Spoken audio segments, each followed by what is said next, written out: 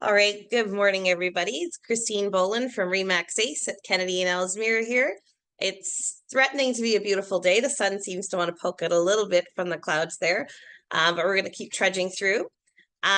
So today I really wanted to go over the offer process and how we've created, there's a lot to cover, really. We could do over a couple of weeks. So I've created kits in Skyslope where you guys have templates to work on to create your offers quickly. I know we haven't been experiencing our regular spring market. Normally by now, most of us would have hit a lot of our sales targets, March, April, May, June. I think that was a little stagnant because everybody was just waiting for those rates to go down. So I think now that we've seen the 0.25 happen, I think it's gonna slowly become a seller's market again, and we're gonna find that we need to put together our offers in a smart way, in a clean way, especially if we're rushing between bidding wars and stuff. We need to make sure that we're accurate. We avoid common pitfalls. We use clauses to our advantage. So there's lots and lots to go over when we're putting together an offer. So I think the best way is I'll just go through how to create the offer in Skyslope, and in between I'll stop at certain points that I think I should, and we'll go off and we'll explain how to make sure that we avoid those pitfalls or insert clauses that are necessary. Okay. Have you guys been trying to use Skyslope at all? Or are you guys still in your web forms? Okay, so just like we switched over to Realm, any of you who were in a panic last week, don't do that again for Skyslope. Anytime Treb introduces a new program, you better believe that they're definitely going to be switching to it. And that's just the way it is naturally with them. So get used to the program. It's not bad. It's good. I actually really like the way it syncs up with Digisign. Don't be paying for Authentisign. I've heard a lot of you guys buying Stratus, buying Authentisign. We pay for all of this in our dues already. So just take a few minutes and learn it. And, why pay extra, right? When we're already paying the board for it. So I'm just going to share my screen here now. We're going to go right into Toronto Real Estate Board here. I'm so used to calling it Stratus all the time. I have to get out of that habit. Okay. So when you log in, sorry, I'm in Realm right now. So let me just get out of that because we were doing that example before we started. When you log in, you see that Skyslope Forms is on the left here. So you can go directly into Skyslope like this.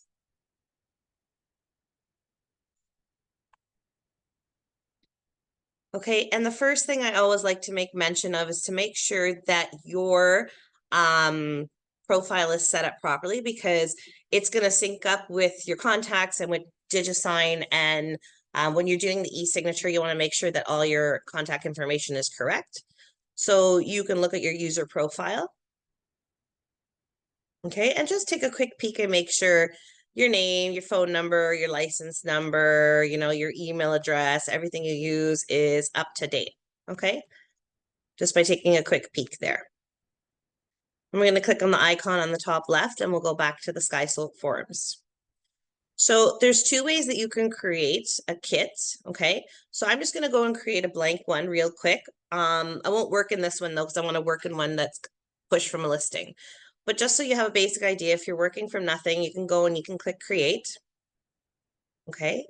And the way the templates work is you have a choice of saying, am I working with a buyer or a tenant or a seller or a landlord? Okay. So I'm going to show you what happens if you pick buyer. Okay. And this is the templates that I created for the office. They come up all at the bottom. So what are the different types of buyer representation we can have? So I have your freehold purchase offer. You see there's 10 forms in this kit. Your condo purchase offer, your parcel of tied land, your assignment freehold offer. I put all of the basic offers in here. If you're doing something obscure, don't panic that the template's not there. It's possible to create your own template, but I tried to think of everything that we use on a regular basis, and I threw it in here. Okay. And if you go up here and you change it, for instance, to seller, all those kits at the bottom are going to change. Okay, you see how we don't have as many options now. We just have freehold for sale listing, condo for sale listing, commercial sale listing, and commercial sale of business listing. And same goes if you click on tenant, it's going to bring up any offers for lease. Okay. And we're going to go back and just click that one more further and click for landlord. So you're going to see any kind of landlord type listings you might get, whether it be freehold, condo, or commercial. Okay. When you click on this, it's going to bring you into all the forms you need. So the basic information you need to put up to create a kit is the first and last name of your client. So you can put, I'm going to put Chrissy because I know I've created kits before. It's going to tell me I've got a duplicate kit. So Chrissy Boland, and we'll just put up Boland broker at gmail.com as my email address.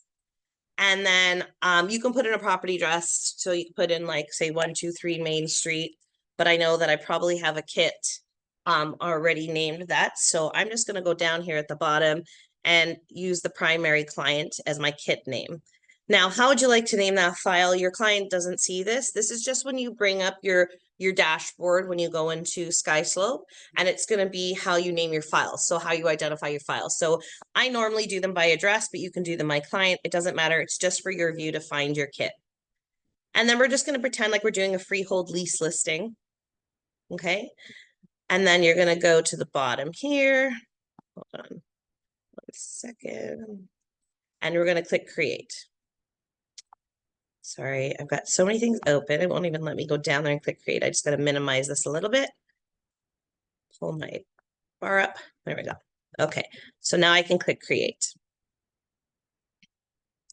Okay, so once you've created that kit, all of the forms in here are what you need to have that transaction happen, okay?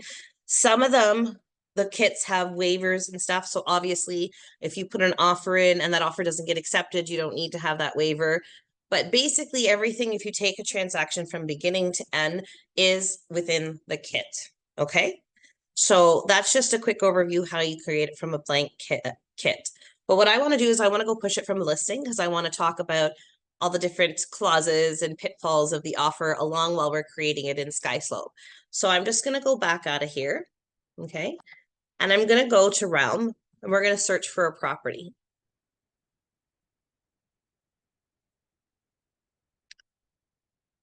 Okay, so we have freehold sale.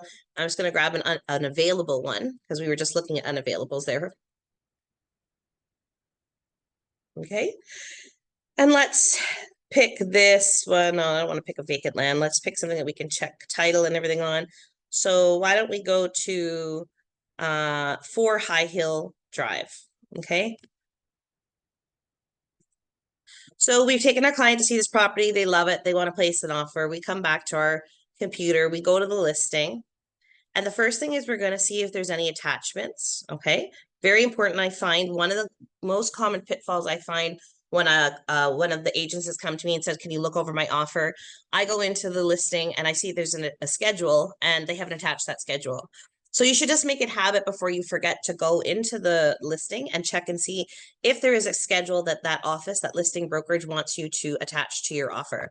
So there is in this case. So I'm just going to do a quick download and I'm going to take, anywhere I can remember, maybe my desktop, and I'm going to call it High Hill Schedule B, just so I can find it quickly there. Okay, so that's on my desktop there. I'm going to back out of this template now, or out of this schedule. And I'm going to go down here just a little bit further. And I'm going to go to Skyslope directly from the listing. Now, the advantage of doing this, you'll see a little bit of difference when I go from Skyslope. So when I go from the MLS listing to Skyslope, is that it starts to fill in the information for me. So you see it's already filled in the street address and the postal code and everything for High Hill Drive, right? The only thing it doesn't know is what am I doing with this property? Am I putting in an offer or am I listing it? So I'm going to be the buyer in this transaction. And we're going to go and we're going to call it Chrissy again. And again, you'll just have to enter that first name, last name, and email address for your client for it to make it work. And I'm going to leave it the property address name. And as we saw, it was a freehold. I was searching in the freehold section. So I'm going to come to the freehold purchase offers template. I'm going to click and check that one off. And then I'm going to create my offer. Okay, so anybody lost so far? Everybody see how I created that offer? Or does anybody want me to do that one more time? So we can create it from blank, or we can push it from the MLS listing. Again, the advantage for pushing it from the MLS listing is it's going to autofill that information for us. Just like when we were clicking on web forms above our listing, we're clicking on Skyslope below the listing now in Realm. Okay. So we're going to go back here. And now we have all of the paperwork that we need to create this transaction. So we have the RICO information guide, our FinTrack, our buyer representation guide. We've put both the buyer representation guide and the buyer designate representation guide agreement in here for you guys to choose. You should be explaining to your clients what the difference is. And if you're unsure, we can talk about that further as well. But both of the forms in here, so you don't need both. There's your 801 offer summary, your agreement of purchase and sale, your confirmation of cooperation, okay? If your client's waiving any conditions, we have the 127, the conditions in offer buyer acknowledgement.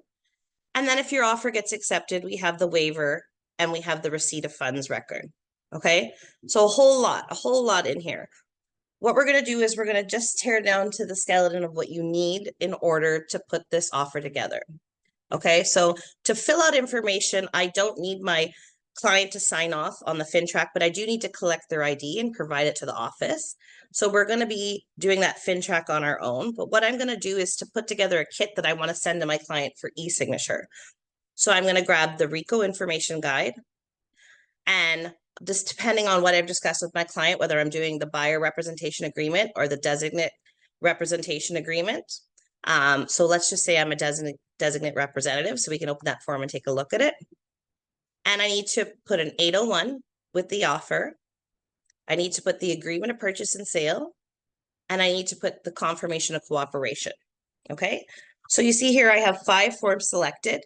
I now want to fill, and quickly before I go through this, actually, I almost forgot.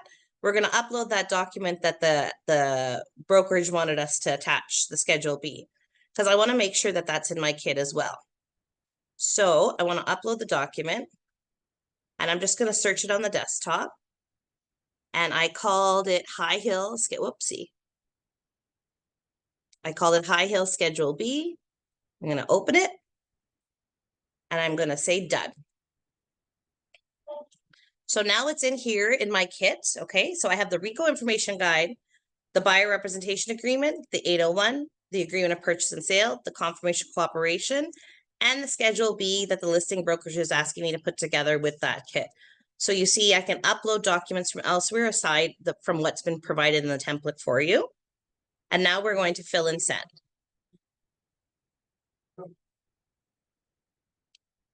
Okay, so now we're in the fill and send portion of this. Sorry, I'm just letting someone in the room.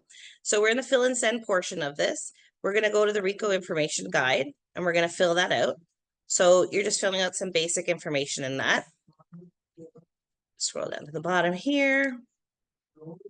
And you just want to put the agent's name, so your own name, the brokerage name, Remax Ace, the date you're providing this guide to your client, and the buyer or the seller's name. So in this case, we have the buyer. So we put our buyer's name in there. Okay. Now we're going to scroll down to the buyer designated representative agreement. So what is this? So the basic explanation that you're going to give your clients, and we can delve into this further in another session, is that when you're signing a buyer representation agreement, I don't know if you guys ever noticed that it was saying that you're hiring Remax Ace, to represent you in this buyer transaction.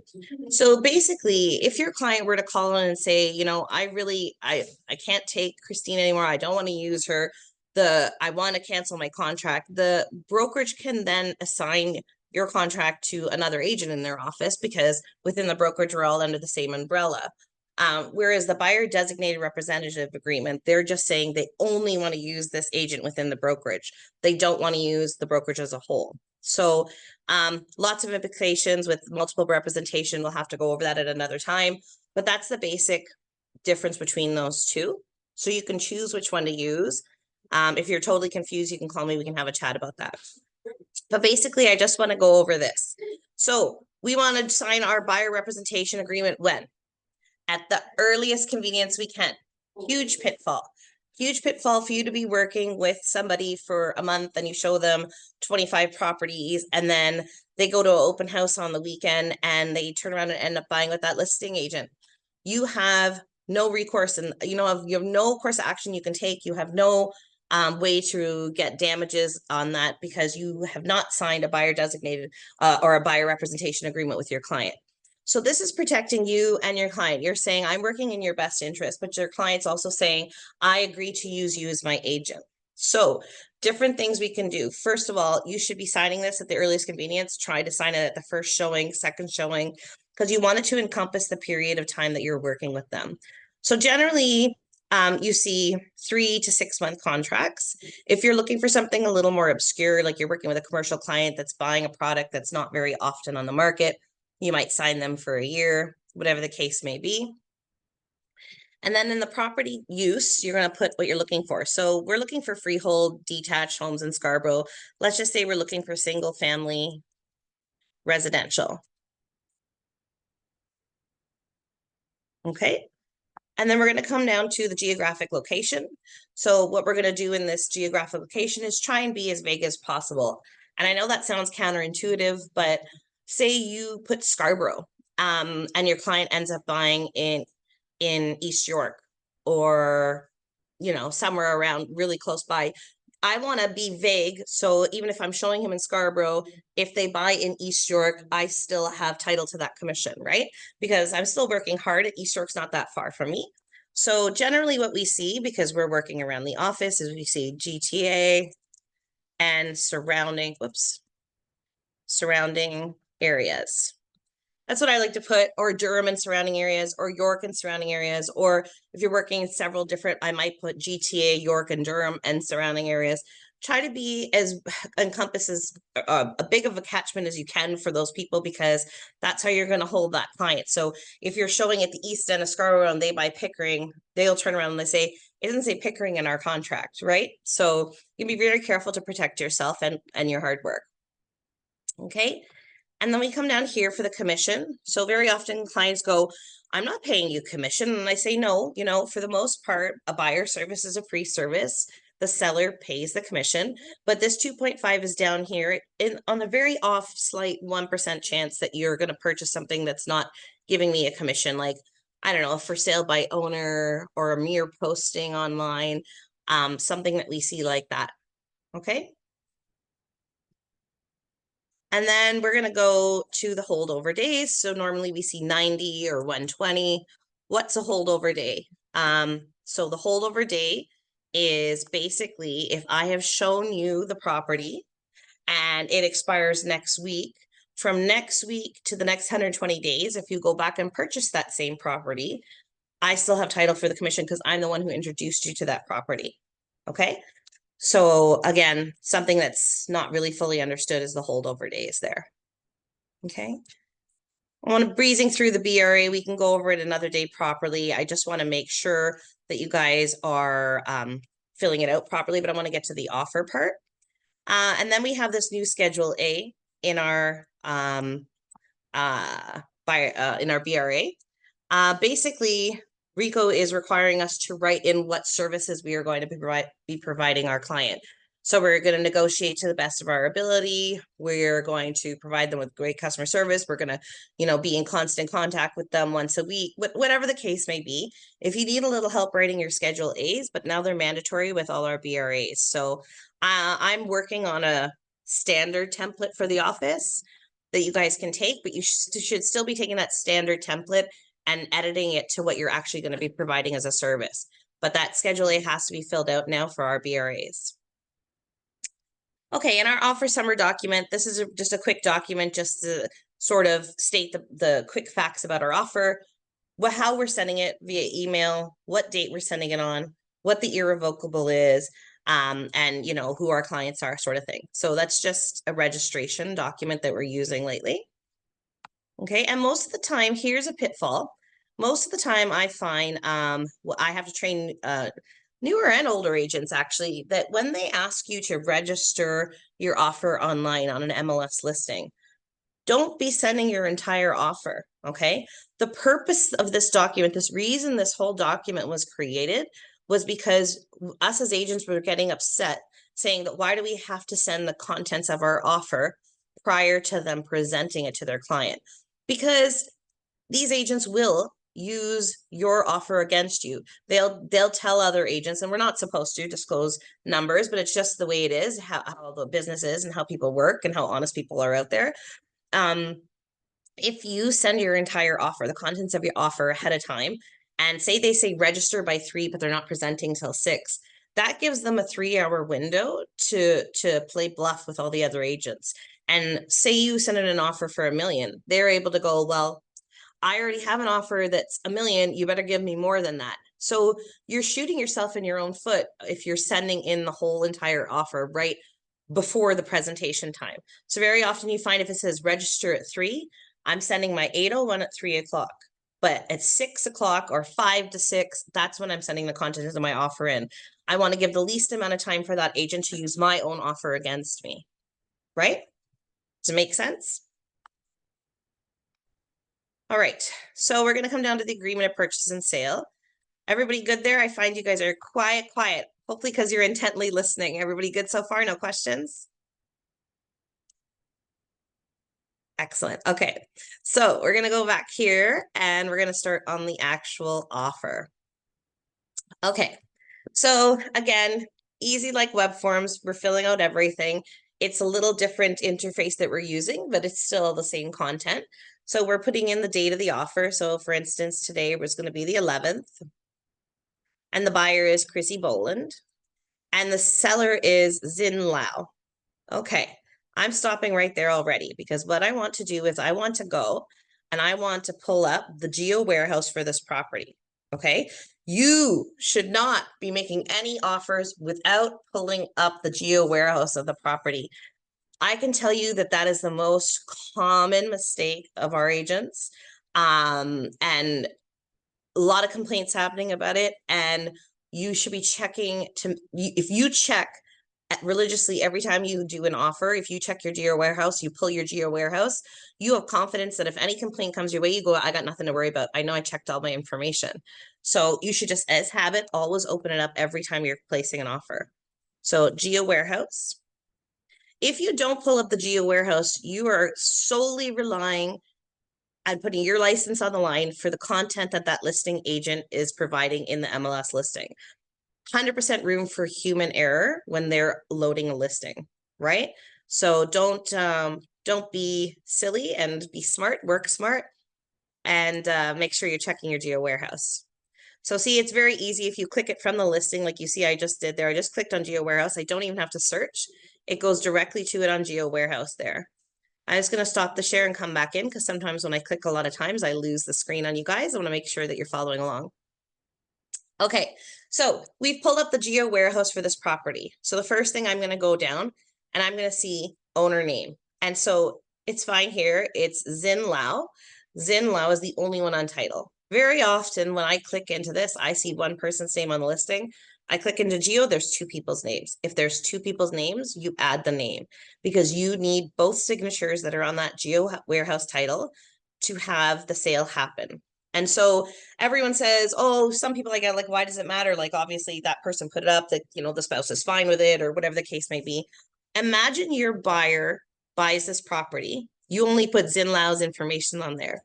Then it gets time to closing. Now your buyer has bought this property and then since sold their property. You get to the lawyers to close this property and Zin Lao's wife or husband doesn't want to sign the document. They don't want to sell. Zin Lao has sold it without the partner's permission. Very huge problem now because not only, oh no, is the sale going to fall through? They're not going to get this property, but they've already sold their house. So now your client is homeless. Huge implications if you don't check just that one little detail, right? So make sure you're checking. And everybody says, oh, well, the lawyer's going to catch it. Don't rely on lawyers either. I've seen crazy things happen at lawyers. Even sometimes their human error like overlooks these things. So just make sure you're protecting yourself. And then we're going to go to the real property address, 4 High Hill Drive, Toronto, Ontario. Fine. fronting on the west. So here's another big pitfall. Nobody understands how to do the fronting on, except for our office. We're going to totally understand because I think I've hammered you guys just about every training session I can about how to figure it out. So what you're going to do is you're going to go to your Google Maps. You're going to pull up that address. And I want you to search that address, High Hill Drive in Scarborough. Okay, so we all know that up is what? North, right? North, east, south, west. They always say never eat shredded wheat, right? That was the saying when we were kids growing up, how to learn your north, south, east, and west.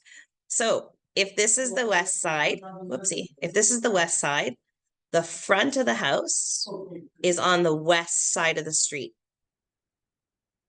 Do you guys understand that, or is that confusing? Good? Okay, so that's where we're putting it on here. We're putting that the front of the street is on the west side. The front of the house is on the west side of the street. I'm gonna stop the share and come back because I kind of went between Explorer and Chrome there and I don't want to lose you guys. Okay, fronting on the west side of the street of High Hill Drive in Toronto and having a frontage of 50.04 and a depth of 100.47. So again, what am I going to do? I'm going to go back to that Geo warehouse that I conveniently have open and I'm going to check this. So 50.04 and 100.47. And I'm going to scroll down here on Geo warehouse and I'm just going to verify that information. So 50.00 and 101. See, so there's a discrepancy here. I want to know where this agent got that information from, that it's 50.04 and 100.07. So 100.47. I see exactly where he's got it from. So he's taken it upon himself to add the measurements going around the property, 25.02, 25.02, and then here's the 100.47, okay? It's kind of a toss-up here. I would say, okay, yeah, he added it up on his own. So maybe, oh, sorry, I have to let someone in the room. 1 second, please. There we go. Yeah, so it's a little bit of a toss-up for me because I don't know why they have it like this and why it's written like this. But as long as you can prove that you did your due diligence, and normally what I do is I save a little PDF of this. If there's if I check and it's all the same, great, no problem. But usually if there's a discrepancy like this, I would just take the folder for this client and this purchase, and I'd save a little PDF of this Geo warehouse. But a lot of times I can see here how he added up and he got those results. But a lot of times you come here and it's just not the same as what's in Geo warehouse. So for me as habit, I 100% of the time take what's in Geo warehouse, because if I get questioned on where I got this information from, or how did I make sure it was accurate, I'm going to say I went to Geo warehouse, and Geo warehouse is supposed to be our resource to rely on. So it says 50 by 101. I'm going to tell you that I'm going to go back to my offer. Oh, sorry, my offer is here.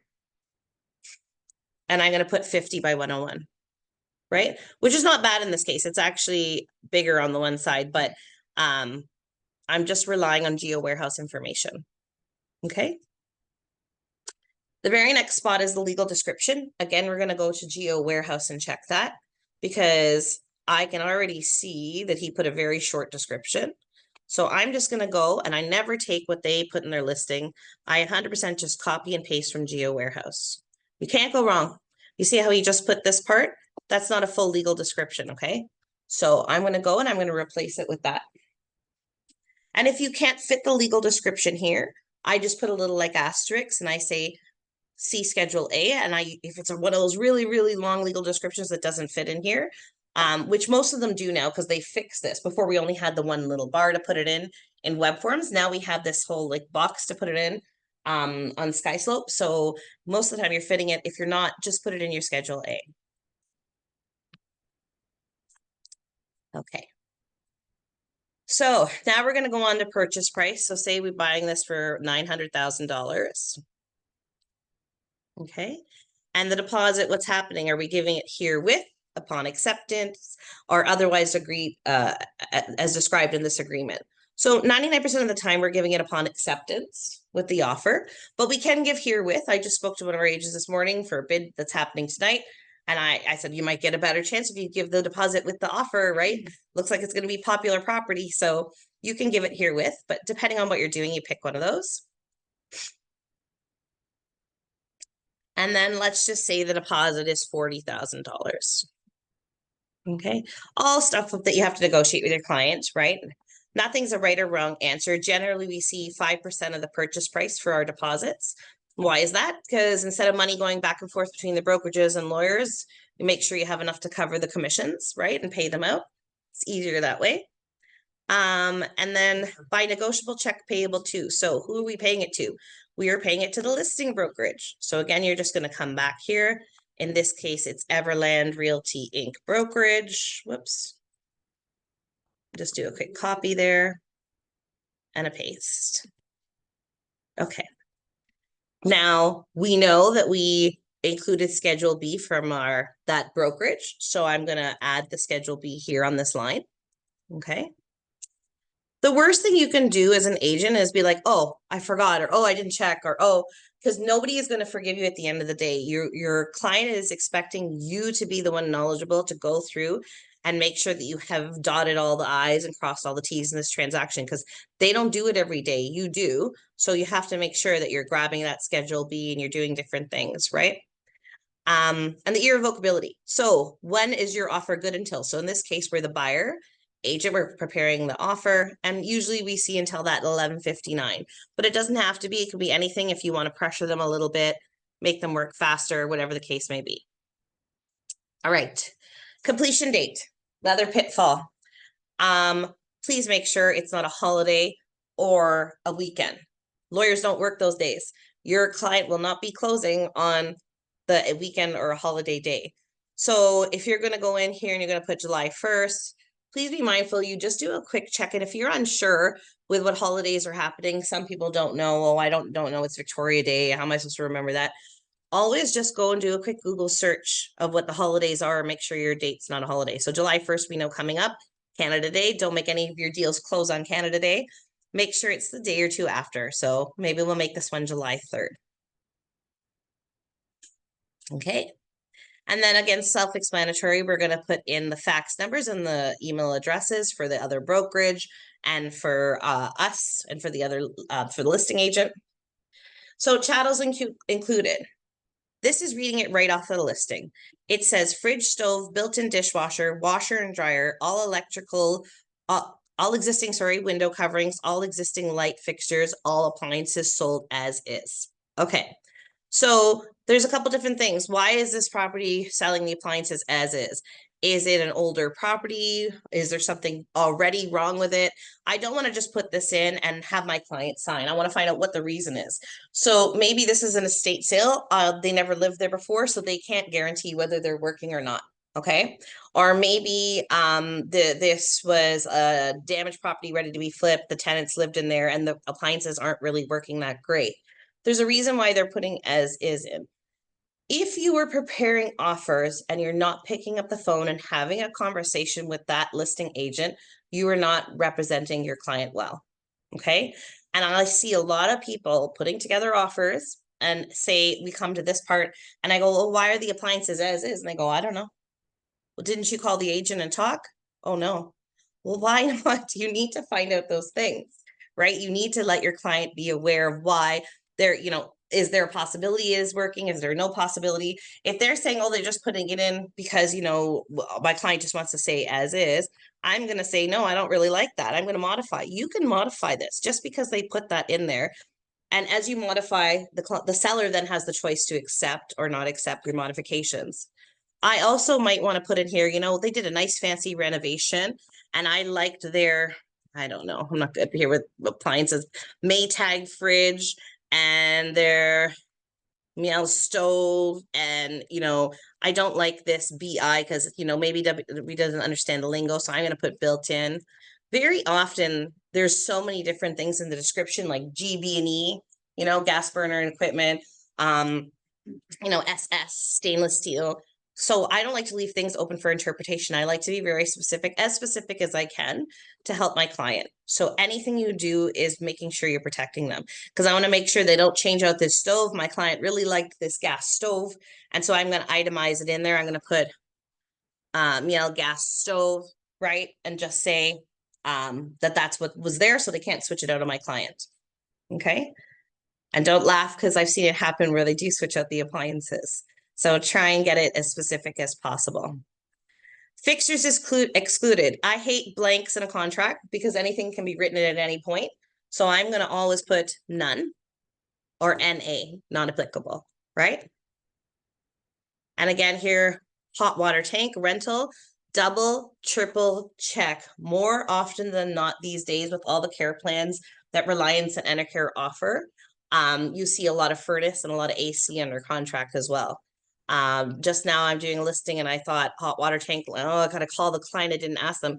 Right enough, the furnace is on contract. And that is something that a buyer will be upset about, and it's gonna come out of your pocket to pay it out. There could be $3,000, $4,000 left on that contract for that furnace that you're going to be liable for out of your commission, just for not checking. So don't always assume it's just the hot water tank. Okay, and then HST, we see normally HST included in the sale, right? And then we're going to go down here and title search. So does everybody understand what title search is? Do you guys have any questions there online exactly what the title search is? Okay, so what we did is we went ahead and we picked the date as July 3rd for our closing, right? What we want to see is about 2 weeks before the closing, we're going to click as this title search date. So we'll pick June 19th. And why is that? So title search is for the lawyer's instructions to check and see if there's any liens or encumbrances on the property on title, okay? And you want that to be far away from closing, that you can try to rectify the problem so that the client can still close on time. So for instance, there is a construction lien on the property. You need to be able to have the lawyers consult with each other, or you two agents to consult and say, hey, there's a construction lien on this property. Is your client going to pay it out on closing? We're going to have to hold an amount at the lawyer because we need to lift this off of the property. It has to be lifted off now. Otherwise, we don't have a clear title to close, right? But it also has to be not too close so you can't do anything about it and it messes up your closing, right? So if you put a title search happening 2 days before, that doesn't give you a lot of time to clear any problems that come up with the property, right? So very important that you time that accordingly and you check and see, what date. And again, that has to be a working date. It can't be a holiday and it can't be a weekend. Okay, and then in the present use, we're going to put single family residential because we're buying a freehold detached in Scarborough, unless it's, a duplex or a triplex actually that you're buying. But most of the time we're dealing with single family residential. Okay, and then we're going to go down to the signatures page. So I'm going to brush through this real quick because I want to show you a little bit of the Digisign. So here we're going to put our client's name already shows up. So we'll put the signature here. The seller then signs it once they review the offer, and they're either going to accept it or they're going to send back changes. So one thing I see that people get confused about is who's accepting this? Should my client sign it? What's gonna happen?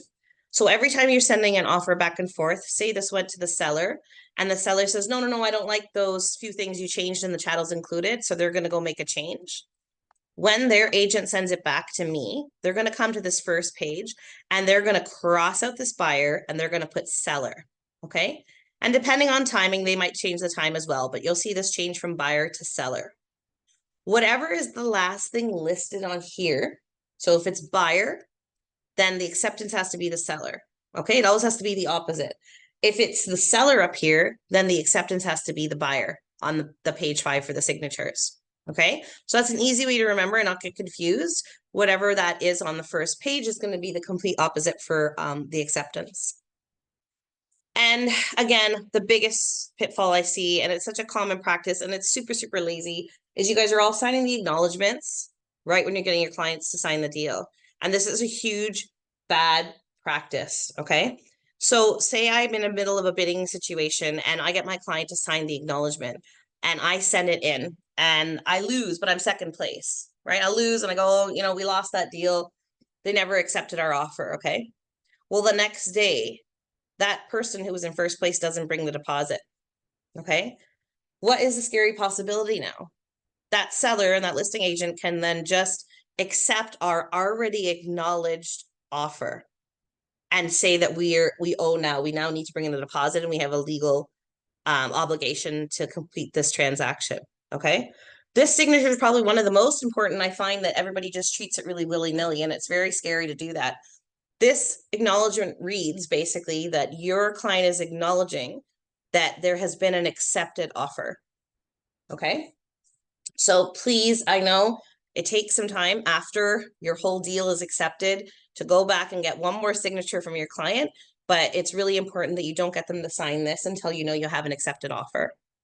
Okay. And then we're going to go over our clauses here a little bit. So more often than not, I find there's pitfalls when you guys are reviewing clauses that you're getting as listing agents from other agents. You have to make sure, I find everybody reads sort of the first or second line and they go, oh yeah, it's the same clause I saw over and over again. So this offer is conditional upon arranging the buyer's own, at the buyer's own expense, a first charge mortgage, and you go, oh, that's financing clause, okay. And then they go to the next one. You have to make sure you're reading through the whole offer because the whole clause, because very often people change things. Like I've seen guys try to change from 5 banking days to 10 banking days on me, or put some other contingencies after what we're normally used to seeing, because everybody realizes that most agents only get in the habit of reading the first 2 lines and go, oh, financing, oh, inspection, oh, okay, we're done. And so the biggest thing you've got to do is you have to read. You have to read. Okay, so if you're putting in the offer yourself, there's less of a chance of that, obviously. But even in our templates, there may be clauses in there that you don't need, or there may be clauses in addition to these that your clients need or require. So maybe your clients had a conversation with you and they said, hey, I really want to make sure that pool is in good use. Okay. And I call the listing agent, they say, yeah, no problem. It's fine. They used it last summer. Right. Everybody is a liar at the end of the day, and that's the way you need to treat it. So you need to put everything, you need to reduce everything to writing. So what I would do if that was important to my client, and that's something that I'm hearing, I know that it's going to be issue if they close, and that's not the case. So I'm just going to put in a quick, you got to be a clause expert at this time and start writing clauses. If you need help with your clause, you can contact me, but I would put something like the seller agrees that the pool and all related equipment is in good working order at the time of close, blah, blah, blah. This will not, survive or merge, whatever the end of that clause is. You can overlook it and see. But basically, if it's something that your client is worried about, concerned about, and you've had some confirmation with the agent or with the seller, you want to put it in the transaction just to make sure that you're 100% sure that you've protected your client. Okay. The confirmation of cooperation is pretty standard. I won't go over that right now. Running out of time. But the next thing I want to say is a big pitfall is that you guys aren't reading the Schedule Bs. Okay. The Schedule A's you're creating for your client in that transaction, which is great. Fine. You're using it to protect your client. You're putting in their financing and their inspection clauses. But the Schedule B comes from their office to protect their office. So you want to make sure that you're reading everything is great. So for instance, I just deleted that as is clause in the chattels and fixtures. If I don't read the Schedule B, there's a possibility they might put it in here somewhere. I've seen Schedule B saying that the brokerage and the agent and the seller don't guarantee that the chattels and fixtures are, in good working order, or that they're in as is condition upon closing. So even though I've gone and I've deleted it up in the chattels, I haven't read their Schedule B and it's in there. Okay. So just make sure you're going through and you're reading it all properly. And if you're totally confused and there's clauses in there from their office that you don't understand, you can always ask me. But generally what we see is that our buyers aren't getting interest on their deposits, that they're not liable for the information in the listing, like measurements and whatever stuff, that we're not to take their information as legal advice or different things. Basically, just look at a Schedule B protects their office, Schedule A protects our client. Okay.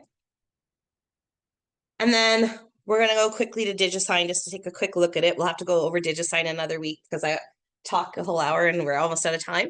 So does anybody have any questions so far? I guess I should stop there and just check everybody online and see if you guys have any questions. Have you guys been using Skyslope and getting used to it? Like I said, you have to, because we already have lost the Authenticsign, right? And any of you paying for it is silly because Digisign is free and that comes with our Treb. So it's just, I know it's a bit of a learning curve and sometimes we're rushed to create those offers, but Skyslopes and Digisign sync up so nicely with each other. I'm going to show you that I don't know why any of you are paying for Authenticsign. Just learn this. Do a couple of fake offers this week if you don't have anything going on, or do your next deal on it. Just force yourself. You'll get to learn it very quickly. Okay. So I'll show you now how it syncs up. Okay. So we're going to go here. We filled out all that information, all the stuff from the template and the Schedule B that we pulled in from the MLS listing. And we're going to go to prepare signature. Okay, and it's going to say who needs to sign. So we made Chrissy the buyer. Okay. And I'm the buyer agent, so I need to sign myself. I don't care about the seller and the seller agent. They can retrieve their own signatures, and I'm going to click on next. Oh, okay. I was going to say last night when I was helping somebody here, I was here like 9 o'clock at night helping somebody. The push wasn't working. I think they were doing some maintenance on Skyslope and Digisign, and I thought, God, if they don't have that fixed by the morning, what am I going to do for training, right? But thank God it pushed it. Okay, so while we're in here, what it's going to do is the wizard is going to fill out because we've identified Chrissy as the buyer and Christine is the agent. So it's going to automatically fill out a lot of it for us, just like the old wizard in Authenticsign did. Okay, this page does not do it on its own for the RICO guide. So imagine we had filled out that information, where brokerage and date and everything like that. What we're going to do is we're just going to have our buyer sign. So we know here that our buyer is Chrissy. So if you go to the top left, you just got to make sure that you choose who is doing the signing before you click the action. So we want to go to our buyer, Chrissy. We're going to take the signature. We're going to plug the signature here. I'm going to hit take a date and plug the date there. It's super uber user friendly. So don't be afraid of switching from Authenticsign to Digisign. This one I find is actually a little more user friendly. So I'm really digging it. So now if you go down here to these other documents, you're going to see it auto fills out from the wizard already the signatures. So it's got all of the signatures filled out. And we're just going to go through and we're going to make sure that it hasn't oversigned, because sometimes it signs things we don't need the client to sign. And I'll try and show you an example of that. Hopefully it does it. And we're going to make sure it doesn't miss any spots that we need to sign. So we see it's all filled out there. It couldn't be easier. I don't even have to do any of this work. So simple. All the initials are there. Okay. Okay, so it's even been smart. Okay, I think they took it out because it wasn't doing it. So if you guys are using Authenticsign, 100% of the time it's putting your buyer's signature in that acknowledgement, and it's such a huge mistake to make. But when Digisign first came out, it was doing it, and now it's stopped. So I honestly I'm really liking this better for protection wise and for making sure you don't make a mistake, because the old wizard was just signing everywhere the spot was needed. This one is actually an intuitive one where it's knowing that I don't need it first round, right? So that's excellent. And I'm just going to go and check, and I'm going to get to my clauses section. Okay. So what we're going to do is we're going to strike out some clauses here. Excuse me. So I'm going to imagine that my client doesn't need a financing clause. I'll just take that strike and put it right across. And I'm going to say they don't need the inspection. And I'm going to take that right out. So a lot of people ask me when they're preparing their offer, why not just delete it, right? Two things, everything's about the way you do things to protect yourself. If I put it in there and I physically cross it out, now what I'm going to do is I'm going to get my client to initial it. So they can say, hey, they cannot say that, hey, that agent never gave me the option. I didn't see a part where I didn't know I was getting my home inspection, or I didn't know I was waiving my right to financing to get my financing together. They cannot say it if they're physically putting an initial to it, because they can see the clause and it's crossed out, right? It also looks good to the listing agent when they get that offer, right? Because you're like, look, my client made an effort. They had the clause in there. We crossed it off for you. We know you want a clean deal. There you go. So it's good on both sides for negotiation. So don't do the delete way. I'm not a fan of it. And I've dealt with enough RICO and TREB complaints to see that it's better if you do it this way. So just put your clause in and then have your client initial it. And then we're going to go through the rest of the schedule. And I think that's it for that. Okay. And then the very next thing you're going to do, I'm going to send this because it's just all to myself, just so you guys can see what happens, is we're going to go click on send. Okay. And send again for signatures to confirm.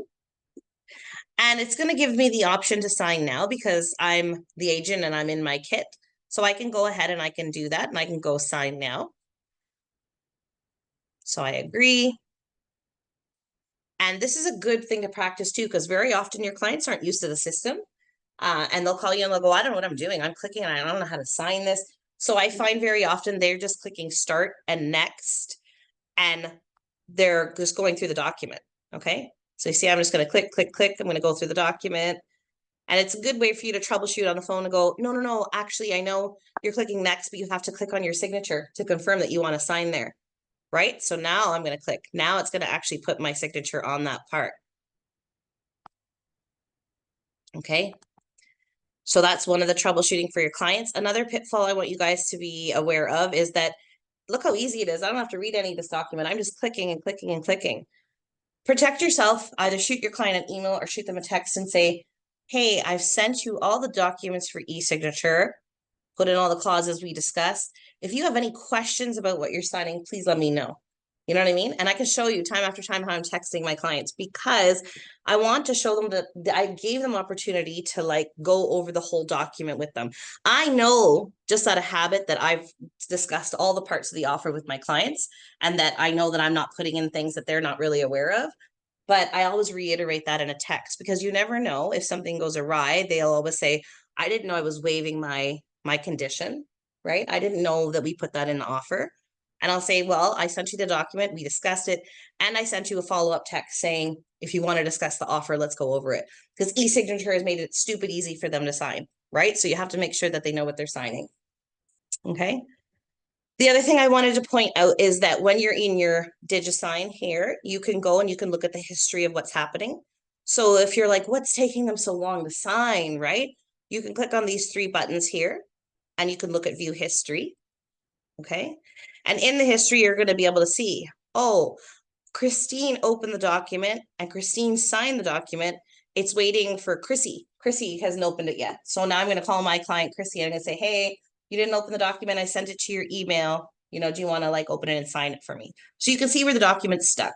A lot of times I find if the wife signed and the husband signed, they'll both say, oh, we signed. And I'll go in here and it'll say, waiting for them to sign.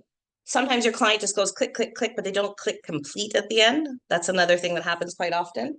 So you want to tell your client, oh, make sure you hit complete at the end of the document.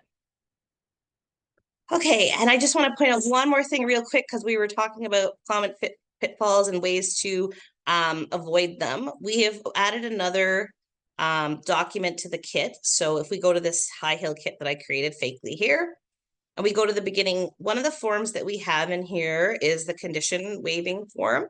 So this doesn't have to go to the listing agent, but if you want another level of protection, I find I threw it in the kit and a lot of our agents are using it now. So the conditions and offer buyer acknowledgement. So this is a further way to make sure that your clients are making sure they are aware of what they're waiving in the offer. So form 127 is very simple. You say, we will not be including a condition for the described property, and then you can go and you can pick what condition that is, whether it's financing for the sale of the buyer's property, arranging insurance, obtaining a home inspection, or other, right? If you're not putting in another clause that you think that they're waiving. You just want to make sure that they're signing, yes, I acknowledge, I know I'm waiving it. So they can't come back to you and say, I didn't know that you weren't putting that clause in for me or that we crossed out that clause. Okay. Really good document to use. All right, I have talked everybody's ear off once again for another week. How is everybody? Do you guys have any questions? Online? Anybody here have any questions? You guys are good. So start working on it, because I foresee a little bit of movement in the market right now with those interest rates going down, but definitely if they go down again, I'm hoping we're going to have a stellar next half of the year, even though our spring market was a little bit slow. So good luck, everybody, and go get some listings sold, right? Go get some buyers to work with. Talk to you all soon. Have a good week. Bye, Harry. You too. Thank you. Oh, thank you so much. Bye-bye. Thank you. Bye. See you soon. Bye. See you soon. Bye-bye.